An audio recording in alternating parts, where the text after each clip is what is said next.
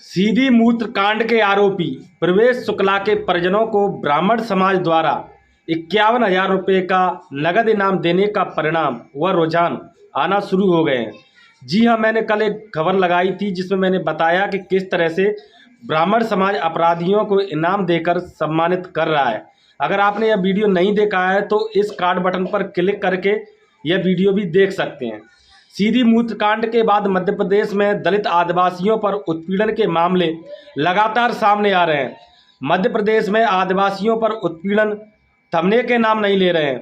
अभी आदिवासियों पर उत्पीड़न के ताज़ा मामले इंदौर और ग्वालियर जिले से आए हैं। मध्य प्रदेश में किस प्रकार से अपराधी निरंकुश होकर बिना किसी डर भय के लगातार एक के बाद एक संगीन घटनाओं को अंजाम देते हुए नजर आ रहे हैं, आज हम इसी विषय पर विस्तार से बात करेंगे। आपने अगर अभी तक हमारा YouTube चैनल सब्सक्राइब नहीं किया है तो नीचे रेड बटन दबाकर पहले चैनल को सब्सक्राइब कर लें। वीडियो को अपने दोस्तों में ज़्यादा से ज़्यादा शेयर करें। नमस्कार, मैं ब्रजमोहन और आप देख रहे हैं न्यूज़ 22। सीधी मूत्र कांड के बाद मध्य प्रदेश से आदिवासियों पर उत्पीड़न के दो नए मामले सामने आए हैं, इंदौर और ग्वालियर जिले से। इंदौर के राव में दो आदिवासी भाइयों के साथ बेरहमी से मारपीट का एक वीडियो सामने आया है। बेटा पत्थर मारेगा, तेरी बहन का नहीं गंडिये सुन ले सबकी है ना। वीडियो में लोहे की पाइप और डंडों से दोनों युवकों को एक युवक और एक सिक्योरिटी गार्ड जमकर पीटता हुआ दिख रहा है। मारपीट करने वाला युवक वीडियो में गाली देता भी दिखाई दे रहा है। सोचिए, इन अपराधियों में बिना किसी निरंकुश के एक के बाद एक इतनी संगीन आपराधिक घटना को अंजाम देने का बल कहां से मिलता है? इनको ये ताकत और ऊर्जा कहां से आती है?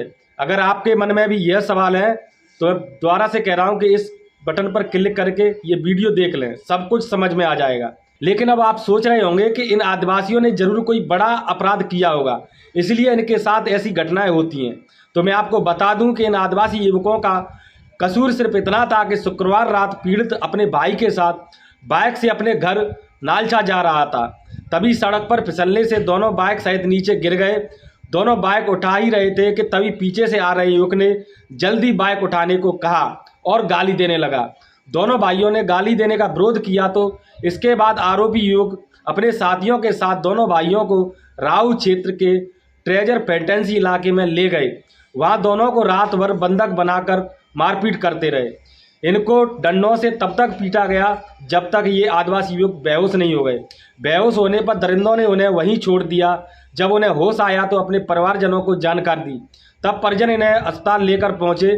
फिलहाल दोनों भाइयों का इंदौर में MI अस्पताल में इलाज चल रहा है। घटना सामने आने के बाद जयस आदिवासी युवा शक्ति के नेताओं ने आरोपी युवक के खिलाफ कार्रवाई करने की मांग की है। जयस ने कहा है कि आरोपियों के घरों पर बिल्डोजर की कार्रवाई होना चाहिए। मीडिया रिपोर्ट के अनुसार घटना के मुख्य आरोपियों सुमित चौधरी, जयपाल सिंह बघेल और प्रेम सिंह परमार पर तमाम धाराओं में कार्रवाई की गई है, जबकि अन्य लोगों की तलाश की जा रही है। अभी तक सुमित चौधरी को गिरफ्तार कर लिया गया है और अन्य लोगों की तलाश जारी है। एक के बाद एक लगातार प्रदेश में इस प्रकार की घटनाएं सामने आने के बाद लोगों के मन में कई तरह के सवाल उमड़ रहे हैं कि आखिर इस प्रकार की घटनाओं पर सरकार रोक क्यों नहीं लगा पा रही है। इन सारी घटनाओं में आदिवासी बिल्कुल निर्दोष होते हैं, फिर भी उनके साथ इतनी बेरहमी से पिटाई क्यों की जाती है? आदिवासियों पर पिटाई या किसी भी प्रकार का उत्पीड़न करने के बाद जातवादी गुंडों को सरकार और कानून का जरा सा भी डर भय क्यों नहीं होता? यह जातवादी गुंडे किसकी सह पर इन घटनाओं का वीडियो बनाते हैं और उन्हें सोशल मीडिया पर प्रसारित करते हैं? मुझे मालूम है कि इस प्रकार के सवाल आपके मन में भी आ रहे होंगे, तो इसका उत्तर मैं आपको बता देता हूं। दलित आदिवासियों में भय का माहौल बनने के लिए इन जातवादी गुंडों द्वारा जरूर कोई प्री प्लान करके इस प्रकार की घटनाओं को अंजाम दिया जा रहा है, क्योंकि अपराधियों को लग रहा है कि हम राम राज्य में ही जी रहे हैं और यहाँ पर न्याय मनुस्मृति के हिसाब से ही होगा। ये जातवादी गुंडे दलित आदिवासी समाज को आने वाले विधानसभा लोकसभा चुनावों के लिए जरूर कोई प्रयोग कर रहे हैं। यह देख रहे हैं कि देश और प्रदेश के दलित आदिवासी कितने पानी में, इनमें कितनी एकता है, यह कितने हमसे बगावत करने का दम रखते हैं। और इन जातवादी गुंडों का प्रयोग अगर सब कुछ ठीक रहा तो इसका फायदा ये जातवादी गुंडे चुनावों के वक्त अपने आकाओं को पहुंचाएंगे। कुछ तो गड़बड़ है दया। कांग्रेसी नेता अपने क्षेत्र में जनता बीजेपी का डर दिखाकर सत्ता में आने का कहीं नाकाम प्रयास तो नहीं कर रही है? आप ही सोचिए, जो समाज जो युवा पूरे 5 साल तक इन जातवादी गुंडों से अपने साथ हुए अत्याचार का बदला तो छोड़ो, आंखों में आंख डालकर सवाल नहीं कर सकते, तो क्या ऐसे युवा व्यक्ति और समाज को जातवादी गुंडे विभिन्न चुनावों में निष्पक्ष वोट डालने देते होंगे? तो क्या शायद सरकार और सरकार में बैठे हुए लोग इन जातवादी गुंडों को अपने लिए चुनाव में यूज करने के लिए प्रोत्साहित कर रहे हैं? तो आपको बता दूं, इसका उत्तर है हाँ। इसका उत्तर हाँ हो सकता है, क्योंकि जिस प्रकार से मध्य प्रदेश की शिवराज सरकार इन मामलों में केवल लीपापोती कर रही है, उससे तो यही सिद्ध होता है कि आपने देखा सीधी मूत्र कांड के पीड़ित को मुख्यमंत्री शिवराज सिंह चौहान किस प्रकार से वोट बैंक के लिए यूज करते हैं, उनके पैर धो करके अपने पाप धोने की कोशिश करते हैं। वह इस मामले में केवल बीजेपी ही नहीं, कांग्रेस भी आगे निकल गई है। यह देखो कांग्रेस विधायक किस प्रकार से पीड़ित पर गंगाजल छिड़ककर महान काम कर रहे हैं। ये गंगा जल है, ये गंगा जल से हम अपना का शुद्ध करी थे।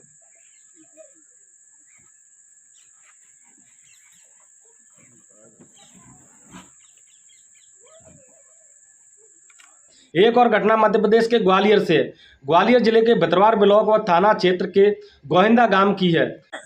सैकड़ों बार उनको बुला चुके हैं यहाँ पे, लेकिन लाखन सिंह यादव कभी यहाँ पे नहीं है। गरीबों पे अत्याचार होते हुए नहीं वो आए हैं, कई बार देख चुके हैं सर। मेरे आदिवासी भाइयों पर इतना अत्याचार हुआ है, मैं तहसीलदार साहब से निवेदन करता हूँ, प्रशासन को विज्ञापन भी दिया है, इन भाइयों को निपटारा किया जाए, फिर भी इनकी कोई सुनवाई नहीं की। ग्राम गोविंदा पंचायत में इनके साथ बहुत अत्याचार हो रहा है, कल इनकी मारपीट करी, फिर भी आज कुछ लोग महंतवादी के लड़के और कुछ मोहबांध के लोग कुछ लोग आए, इनकी कोई सुनवाई नहीं की है और इनकी फिर भी आज मारपीट ट्रैक्टर से छोड़ा लो उनको बहुत कहते इस तरह से मारा। मैंने 2 भाइयों को भेजा गया है आज अपने जिला के अध्यक्ष सोमयानंद भाई, और इनको भेजा तो साथ हमारे पीट करी है और इनकी कोई सुनवाई नहीं की गई। मानवता को शर्मसार करने वाली यह घटना सामने आई है, जिसमें पीड़ित परिवार के साथ देव तिवारी, मदन तिवारी, चंद्रशेखर तिवारी, किशन तिवारी चारों ने मिलकर आदिवासियों को चप्पल की माला पहनाई। इन जातवादी गुंडों द्वारा आदिवासी परिवार की जमीन पर कब्जा करने की कोशिश की। पीड़ित बनवारी और लक्ष्मण आदिवासी ने मीडिया को बताया कि गोहिंदा मुख्य मार्ग की सर्वे नंबर 1153/1 की 5 बीघा जमीन है। इस पर आदिवासी परिवार 1 साल से निवास कर रहे हैं। मुख्य मार्ग पर होने के कारण जमीन बेश कीमती है। इस पर गांव के ही तिवारी परिवार की नजरें हैं। वह लगातार आदिवासियों को हटाने के लिए प्रयास कर रहे हैं। कुछ दिन पहले तिवारी परिवार ने आदिवासी लोगों की मारपीट की। पुलिस ने मामले में नानू तिवारी सहित 4 अन्य लोगों के खिलाफ केस दर्ज कर लिया है। आरोपियों की गिरफ्तारी के प्रयास भी तेज कर दिए गए हैं। इस संबंध में एसपी ग्वालियर राजेश चंदेल का कहना है कि आदिवासियों को धमकाने के मामले में आरोपियों के खिलाफ केस दर्ज कर लिया गया है। आरोपियों को जल्द गिरफ्तार करेंगे। अब आप सोचिए, यहाँ पर भी उत्पीड़ित होने वाला समाज आदिवासी और उत्पीड़न करने वाला भी वही संस्कारी समाज है जिसने सीधी मूत्र कांड को अंजाम दिया। मैं यह सीधी मूत्र कांड मामले को पुनः इसलिए ले रहा हूँ, इसलिए दोहरा हूँ क्योंकि इसके पीछे एक बड़ी वजह है कि सीधी मूत्र कांड के बाद जिस प्रकार से ब्राह्मण समाज ने अपराधी के परिवार को चंदा देकर नगद 51,000 रुपये का पुरस्कार दिया, उस पर भी मैंने कहा था कि इससे अपराधी और प्रोत्साहित होंगे और इस प्रकार की घटना रुकने के बजाय और बढ़ेंगी। ग्वालियर और इंदौर की इस प्रकार की घटना सामने आने के बाद यही हुआ।